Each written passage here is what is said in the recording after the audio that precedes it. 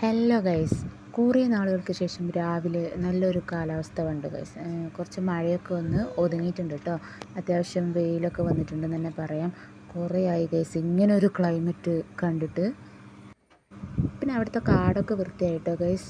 പോത്തും കുട്ടികളാട്ടോ വൃത്തിയാക്കി തന്നത്. ഓക്കെ, പിന്നെ ഇവിടെ അഷറു കാര്യമായിട്ട് പണിയിലാട്ടോ. വർക്കിൽ ഭയങ്കര ആത്മാർത്ഥതയാണ് ഗൈസ്. അപ്പോൾ ഇവിടെ പുറത്ത് പണി നടക്കുന്നതുകൊണ്ട് തന്നെ ഞാൻ ഒരാളെ ഉള്ളിൽ പൂട്ടിയിട്ടേക്കും കേട്ടോ, ഐശപ്പാൻ. അല്ലെങ്കിൽ അവൾ ആകെ അലമ്പാക്കും. അപ്പോൾ അവൾ അവിടെ നിന്ന് എത്തി നോക്കുകയാണ്.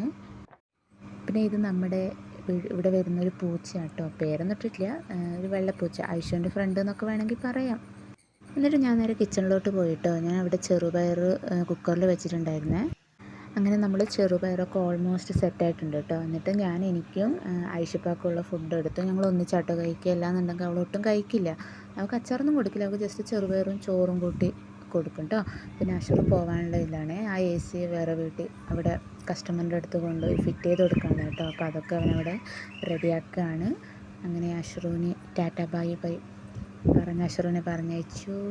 പിന്നെ ഞാനും എൻ്റെ ഐഷുമോളും മാത്രം വീണ്ടും ഒറ്റയ്ക്ക്. അപ്പോൾ ഇന്നത്തെ വീഡിയോ വിശേഷമൊക്കെ ഇത്രയേ ഉള്ളൂ ഗൈസ്. അപ്പോൾ അടുത്ത വീഡിയോയിൽ കാണാം. ടാറ്റാ.